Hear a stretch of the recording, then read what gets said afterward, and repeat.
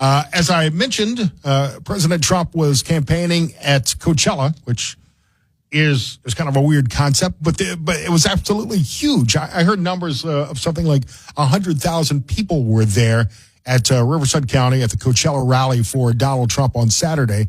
And in advance of that rally, there was a man arrested outside of the rally on suspicion of illegal possession of a shotgun, handgun, and high-capacity magazine. The sheriff there arrested him. I think they said they found that the car raised suspicions because of an obviously false tag. And a lot of this story just really doesn't make any sense. And they're not calling it another attempted assassination yet, but there are just some bizarre things coming out of the story. Kenneth Valentine is joining me now, former Secret Service Special Agent, three-time Presidential Protective Detail, author of the book Cheating Death, and you can learn more at KennethValentine.com. Ken, you've watched the story over the weekend, I'm sure. What do you make of what we're learning from Coachella? Well, thank you, Scott. And gosh, I think you summed it up pretty well. I mean, it just sounds so bizarre, but that's what I guess I've just gotten numb to that. I mean, the bizarre seems to travel with these candidates. Bizarre happens outside the White House every day. Bizarre just seems to be the order of the day. And they say the only thing that's consistent is change. Well, if you're around these candidates and presidents and whatnot long enough, I guess you just get a little accustomed to bizarre. But that's what it looks like. I mean, this guy shows up at the event, claims that he's some kind of media guy, that he's been doing this since he was 19 years old in high school. And, he claims he's legit. Now he says that all these documents and things that were legit. The very reason for him being under suspicion was his license plate tag. He claims that's legit. So I don't know what to think. I don't have a lot of inside baseball for you since we're talking baseball, but I can tell you this is not outside the norm of what the Secret Service sees day in and day out. If you're around one of these candidates or around the White House, it just seems to go with them. I think the most bizarre part of the story, and there were several things that both the sheriff said some weird things himself after the arrest in his press conference, but this guy, Vim Miller, 49-year-old from Vegas, who was booked, he had a shotgun, a handgun, high-capacity magazine in his car that he said he's never fired a gun in his life, but that he always travels around with his guns. That makes zero sense to me. And Ken, I'm going to share a story that I don't think I've ever told on the radio before because of Secret Service protection and procedures. But you'll perhaps appreciate the story. I've covered a lot of conventions and presidential rallies and high-profile figures, and I'm a gun owner, a concealed carry holder. I went to one of President Trump's campaign stops in 2020 and had my regular go bag that has a bunch of cables and wires and things in there. And at the bottom of the bag was a handgun magazine that I had forgotten was in there. And the Secret Service really didn't appreciate that too much. Luckily, there was law enforcement there who knew me and said, "Oh, that's Scott. He just screwed up really badly." But they find things like that when you're trying to go in, and they've got dogs sniffing. If you're carrying a bag, obviously the explosive canines are going to be there to sniff everything and check everything out. So it doesn't surprise me that they caught this guy trying to get into a secure area. But the rest of the story just makes no sense.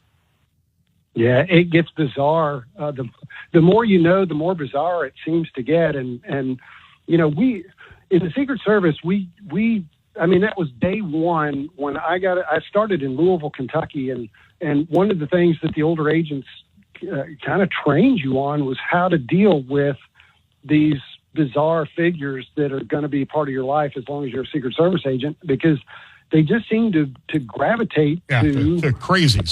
Secret Service. And I remember we tried to get the local psychiatric hospital to quit asking the question, "Who's the president?" Because it just seemed to trigger so many people to say, "Oh, it's Clinton," or it's and I want them dead. They would utter those words, and now we have to go out and interview them find out if they want to prosecute for uttering those criminal words. And and back then we had a voicemail for the Secret Service that we had to check messages on. This dates me, I realize. But you would listen to messages, and it would be some guy who got a hold of a phone at the psych hospital, and of course they called the Secret Service and just started rambling. And we were even trained on how to interview people and do a civilian hasty diagnosis of what their psychosis is. Whether they were schizophrenic or multiple personality disorder, and they had guys that were PhD, MD types that would come from St. Elizabeth in D.C.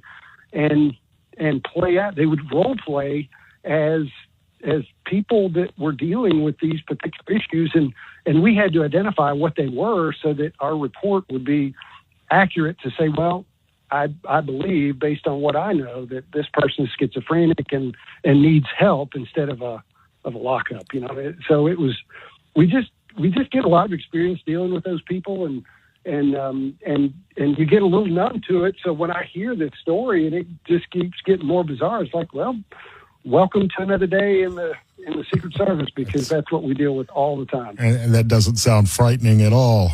We're talking to Kenneth Valentine, KennethValentine.com, former Secret Service agent on the Presidential Protective Detail, author of Cheating Death. As I understand it, Ken, protocol used to be in advance of a presidential trip that the Secret Service, the FBI, local law enforcement would go out and interview known threats or people who had voiced threats about the president and know where they were in advance. But during a campaign and during a time when the Secret Service seems to be stretched thin, and during a time when there's so much vitriol on social media, it seems like it would be impossible to know where all of the known potential threats might be in any given city. And the campaigns are moving so fast and booking last-minute trips, really not a lot of time to do that kind of advanced work.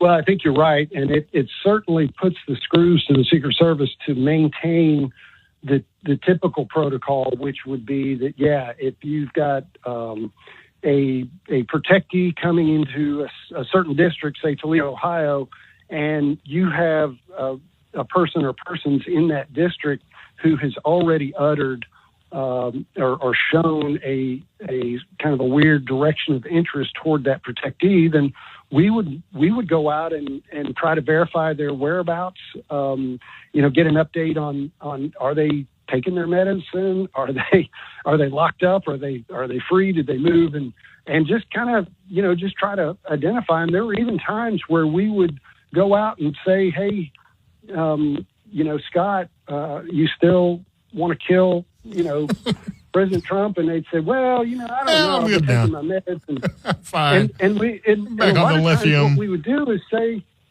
we would say, how about we go out to eat? And we would have someone take them out to eat and be with them during the time that that particular protectee was going to be in the district. And that way, it's not a custodial thing, but it's hey, we've got eyes on, and they're in a safe location, and they're not going to be able to do any harm, and it just costs us $12 to take them out to eat. And I'm guessing and that's how you would manage it. I'm guessing the probies got that assignment.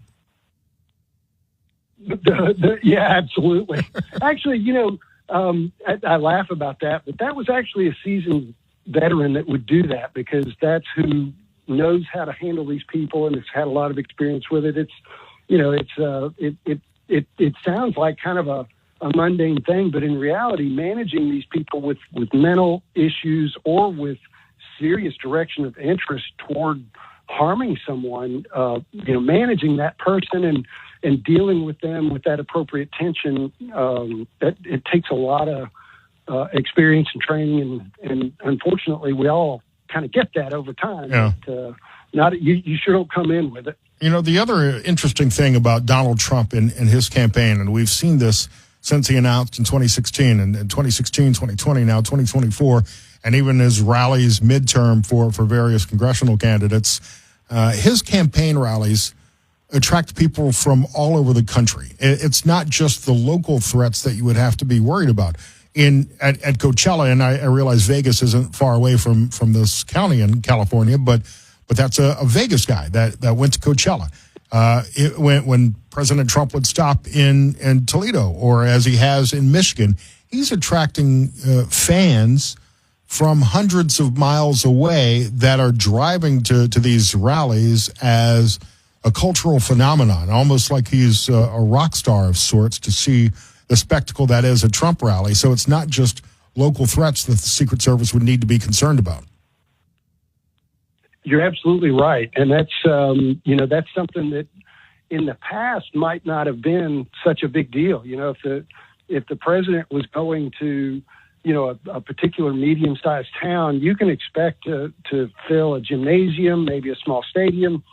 These days, and with this particular candidate, I haven't seen anything quite like it, where you're getting upwards of 100,000 people, which means you're drawing people from a lot further away that have enough interest to pay the price to go see him, and that means you've got not only people with righteous interest in supporting a candidate, but you've got to assume that also is going to include people with nefarious intent that are there because they don't like them, and that because they would like to see it disrupted, they would like to see them harmed. And so you're right. I mean, it certainly expands the concern when you're drawing crowds that big, because a certain percentage of that crowd you've got to assume is not there because they just love them. Plus, we know about this alleged Iranian plot against Donald Trump and members of his former cabinet, and I'm assuming other people like J.D. Vance in the crosshairs of Iran as well. And that's a nation, that's a terror nation, a terror sponsor of terrorism that you would think would have the resources to send properly trained killers if they were serious about it. Right, and that brings with it a whole different dynamic in terms of your protection methodology. You're not just out there looking for a known quantity, a person who's already shown some kind of interest. This is more like a pit bull that you don't know what this person might look like. You don't know who they might have paid to do what, and they might be a total expert, and they're not dealing with mental illness that's going to give them away as they're trying to do this deed. And so it what that means is where I talk in the book about vision, discipline, and integrity. It means that your discipline has to be game on 100% every time. And if they follow the methodology, if they will do the job that the American people expect them to do, they will thwart that assassination attempt. But the bad guy only has to be right one time, and we have to be right every time. The book he's they talking can about. fail, and sometimes we don't ever know. But when the Secret Service fails one time, everybody knows. The book is Cheating Death. 3-time presidential Secret Service agent lives to tell you how. KennethValentine.com is where you can get it. I don't know if you want to make an assessment of this, but just to kind of wrap things up and bring us full circle, as you look at the Coachella story and this alleged sovereign citizen with multiple guns in his truck and fake IDs and a phony tag and wrong registration, do you think this was a thwarted assassination attempt? I would say that probably not. I mean, my personal assessment with the information available is that this guy was just off. I mean, this guy is not an assassin. He certainly is not trained. If someone paid this guy to assassinate Trump, they should get a full refund, because he had basically no chance of accomplishing the task if they're on their game. And obviously he got caught way before it was an issue. I mean, just the statements that he's made, the stuff that he had with him suggests to me that this is probably a guy with some real issues, and time will tell us what it was. Part of me too, it really hates that the Secret Service just doesn't have the technology that's available out there to detect this stuff. I mean, there's technology out there that would pick up, things like magazines. You were talking about getting, they didn't find your magazine until you were at the event going through the magnetometer. molecular resonance would pick that up 500 feet from, wherever they trigger it. And so they're really going to have to step into a new age. And vision says, we don't do it tomorrow the way we did it yesterday. Let's adopt new technology. And so if they can get moved out of Treasury, I think they would be able to lead themselves better and start innovating more and, wrapping in some of this later, newer technology into the game and make them better. But we'll see if they're allowed to do that. Yeah, we've talked about that. I agree with you. Ken, it's great to have you back on the show. I appreciate your time. You bet, Scott. Thank you.